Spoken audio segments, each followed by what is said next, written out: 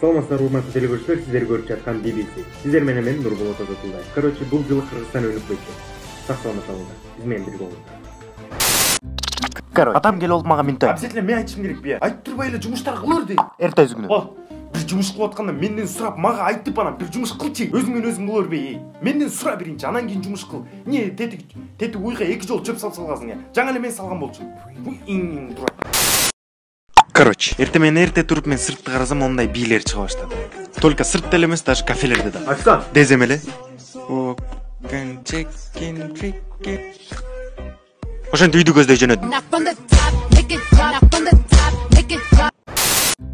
Короче, мен аябай нервныйм. Кичинекей нерселерге деле нервтене берем. Колдорум титрейт, даже сөгүнөм, бакырам, кыйкырам, даже буттарым да титрейт. Бирок мен бүгүнтөн баштап нервтенбейм деп чечтим. Даже такырт сөгүнбөйм дагы, нервтенбейм дагы.